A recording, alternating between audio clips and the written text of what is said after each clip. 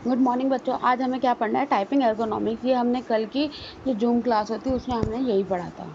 ठीक है, अब देखो टाइपिंग एर्गोनॉमिक्स क्या होता है कि ये आपको सपोर्ट करेगा एफिशिएंट और इफेक्टिव टाइप राइटिंग में। ठीक है, ये मैंने इसलिए आपके ये नोट बना रखे। देखो इसमें ये लिखा हुआ है, it provide the logistic support and efficient and effective type writing. इससे आप क्या कर सकते हैं? इफेक्टिव टाइप राइटिंग कर सकते हैं। और ये क्या प्रोवाइड करवाएगा? आपको एक्यूरेसी प्रोवाइड करवाएगा और स्पीड प्रोवाइड करवाएगा कि आप कितनी जल्दी टाइपिंग कर सकते हैं। लो, सीटिंग पोस्चर, ये हमने सीटिंग पोस्चर डिस्कस करा था पहले भी, फिर से डिस्कस कर लेते हैं। सीटिंग पोस्चर में क्या होता है कि आपको बिल्कुल इस तरह से बैठना है। आपकी जो चेयर होनी चाहिए वो सपोर्टेबल होनी चाहिए, मॉनिटर का डिस्टेंस इतना होना चाहिए, 90 डिग्री के एंगल पे होना चाहिए। और ये जो शूज़ पहन रखे ये बिल्कुल फ्लैट होने चाहिए। अगर गर्ल्स पहन रही है तो वो उन्हें हील्स नहीं पहनने चाहिए, फ्लैट पहनने चाहिए। इस वजह से भी दर्द हो जाता है अगर वो ज़्यादा देर तक काम करेंगे तो। Position of hands, position of hands कैसे? इस तरह से। मैं इसको थोड़ा सा बड़ा कर लेती हूँ ताकि आपको ये दिक्कत ना हो। पोजीशन में ये देखो, आपने ये देखा इन्होंने कैसे बैठा है, देखो बिल्कुल फ्लैट है, चेयर सपोर्टेबल है। और ये देखो पोजीशन ऑफ हैंड्स आपको दोनों इस तरह से रखने हैं। ये इस तरह से 90 डिग्री के एंगल ऐसे हो रखे हैं हैंड्स। आपको भी इसी तरह से हैंड रखने जब आप काम करेंगे तो। ठीक है,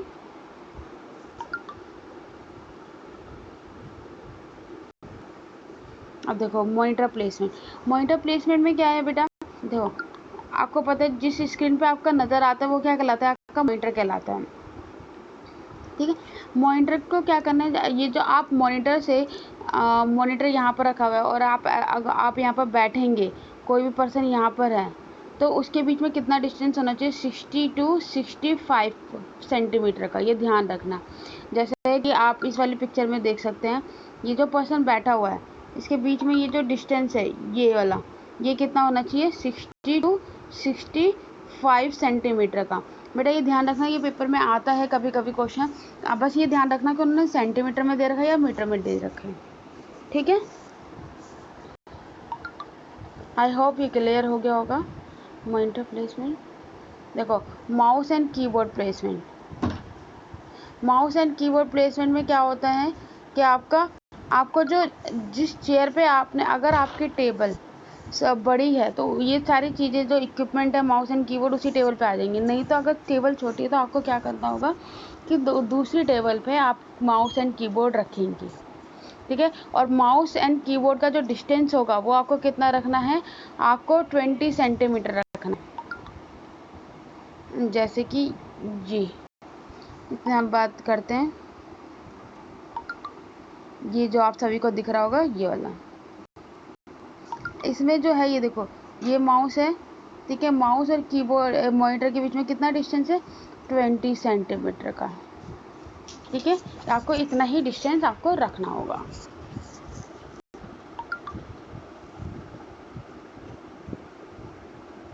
चेयर एंड चेयर प्लेसमेंट। देखो चेयर प्लेसमेंट में क्या है, आपको मैं बताया था चेयर आपके ना सपोर्टेबल होनी चाहिए। ठीक है, कोई, ताकि अगर जब आप बैठेंगे आपको कोई दिक्कत ना हो। और जो आपके जो कीबोर्ड डिवाइस हैं, माउस डिवाइस है, ये या तो आप इसे सेपरेट टेबल में रख लो, अगर चेयर बड़ी है तो उसी टेबल में आ जाएंगे, कोई दिक्कत नहीं होगी। चेयर होगी वो आपकी इस तरीके से होगी, जो यहाँ पर से इसको सपोर्ट कर रही होगी। ये देखो ये जो चेयर है ये आपको ये वाली, इससे क्या ना आप थोड़ा सा आराम करके ऐसे बैठ भी सकते हो, थोड़ा झुक सकते हो, बट ये वापस अपनी पोजीशन में आ जाती है। ठीक है, अब हमें क्या पढ़ना बेटा? Typing of fingers on the keyboard. देखो अब आप कैसे टाइप करेंगे, अब आता है हमारा ये मेन पार्ट। देखो ये आप फिंगर देख रहे हो जहाँ पर ये लिखा है ASDFJFD, ये क्या कहलाता है? हमारी जहाँ पर ये हमारी कहलाती है होम रो। ठीक है, ये क्या कहलाएगी? हमारी होम रो कहलाती है, जहाँ पर आपकी फिंगर रखी हुई होती है। ये ध्यान से सुन लो, ये पेपर में पूछा जाता है कि होम रो के कीवर्ड के नाम बताओ। तो होम रो में क्या आते हैं आपके? ASDF, JKL और कॉलम। ठीक है, देखो यहाँ पर लिखा हुआ है, आप यहाँ से पढ़ो। देखो the keyboard learning process from the second row. आपको कहाँ से स्टार्ट करना है? सेकेंड रो से। अभी हमने करा था सेकेंड रो में क्या होता है, देखो सेकेंड रो को यहाँ से पढ़ते हैं।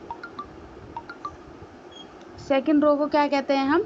होम रो। ये ध्यान से सुन लो पहले, होम रो क्या आ जाते हैं, ठीक है। और आपके उसके बाद क्या आती है? Third row. थर्ड रो को क्या, कौन सी रो बोलते हैं हम? अपर रो। पर रो, ठीक है, अपर रो। और उसके बाद कौन सी आती है आपकी? First row. फर्स्ट रो को क्या बोला जाता है? हम बोलते हैं बॉटम रो, ठीक है। एंड जो फोर्थ रो होती है वो आपकी कौन सी कहलाती है? नंबर रो, ठीक। अब देखो सेकंड को क्या बोलते हैं? होम रो। थर्ड को क्या बोलते हैं? Upper row. First bottom, fourth number. देखो ये इसी तरह से आती है, पहले होम रो पे जाते हैं, फिर अपर पे, फिर बॉटम पे, देन फोर्थ पे, ठीक है बेटा, ये ध्यान रखना। और जो थर्ड रो होती है उसे क्या बोलते हैं हम? अपर रो बोलते हैं। देखो मैं आपको यहाँ से ये फिर से दिखा देती हूँ। देखो अब देखो ये नज़र आ रहा है आपको यहाँ पर। अब देखो अभी हमने क्या बताया, सेकंड रो कौन सी होती है आपकी? होम रो होती है। यानी होम रो में क्या आ जाएंगे आपके? ASDF आ जाएंगे, ठीक है। उसके बाद थर्ड रो कौन सी होती है? थर्ड रो को बोलते हैं हम अपर रो।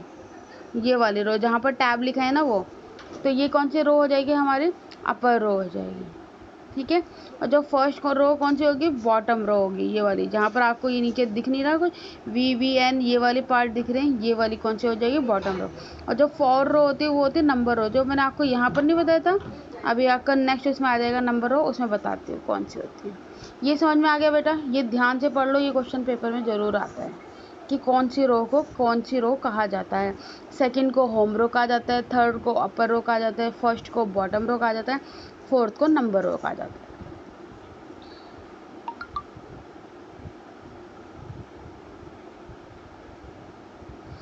देखो जो अभी एक्सप्लेनेशन करा था, देखो सेकंड रो में आपका ये समझ में आ गया। सेकंड रो को आपको होम रो कहा जाता है, आपकी होम रो होगी। अब देखो उसके बाद इन्होंने ये अब अलग अलग करके होता है। देखो थर्ड रो, थर्ड रो में अभी हमने क्या पढ़ा था? थर्ड रो होती है हमारी अपर रो। देखो अपर रो में हमारा सबसे पहले ये QWERTYUIOP, ये हमारी कौन सी है? अपर रो कहलाती है, ठीक है।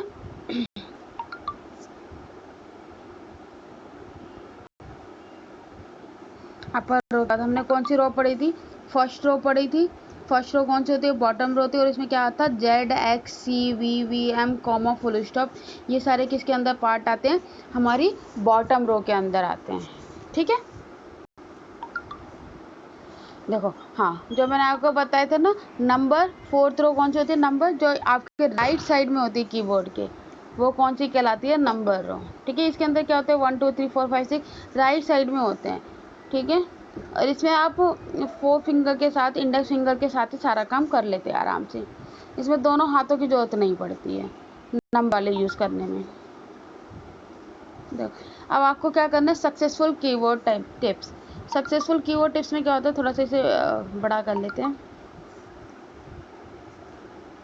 देखो प्रेस एंड की with the finger touch, do not put pressure. जब आप कीबोर्ड को टच करेंगे ना तो आराम से टच करना, उसमें पूरा प्रेशर मत डालना। अगर आप प्रेशर डालेंगे तो क्या होता है, कीबोर्ड की जो कीज होती है ना वो काम करना बाद में बंद कर देती है। जब आप टाइप कर रहे हो तो जो आपके रेस्ट ऑफ फिंगर्स होती है ना वो होम रो पे होनी चाहिए, ठीक है। Allow your finger to fall naturally on the keyboard so that each rest on the top next के along the same horizontal। ये क्या कह रहा है कि आपको इतनी प्रैक्टिस करनी है कि ना वो ऑटोमेटिकली जब आपको के टाइप करना हो तो के पे आपकी उंगली चली जाए, ई टाइप करना हो तो ई पे चली जाए। Do not look at the keyboard while practicing. जब आप प्रैक्टिस कर रहे होगे तो आपको कीबोर्ड की तरफ नहीं देखना है। While typing releasing the keyboard immediately as soon as press. जैसे ही आप प्रेस कर देंगे ना किसी भी की को, आपको उसे उसी टाइम रिलीज कर देना है, क्योंकि अगर आपको उसको लंबे टाइम तक यूज़ करते रहेंगे तो वो क्या करेगा? रिपीटेडली सेम करेक्टर प्रिंट कर देगा। जैसे आपने के को प्रिंट करा और के दबा के रखा तो के बहुत बार प्रिंट हो जाएगा, ठीक है। Press the keys with equal interval time in rhythm.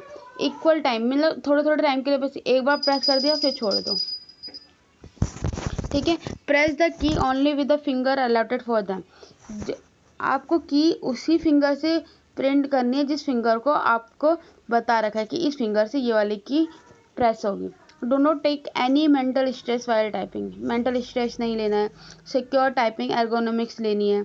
Maintain करना है पेशेंस को। To gain mastery of computer keyboard undertaking repeated practice. आपको बहुत प्रैक्टिस करनी होगी इसके लिए। आई होप आपको ये समझ में आ गया होगा और इसमें कोई दिक्कत नहीं होगी। ये आपके क्या है, सक्सेसफुल कीबोर्ड टिप्स हैं, ठीक है बेटा। तो आपको ये सारा काम कॉपी में करना है और आप मुझे इसके नोट्स भेजेंगे कि आपने कैसे काम करा, ठीक है बेटा। Bye bye.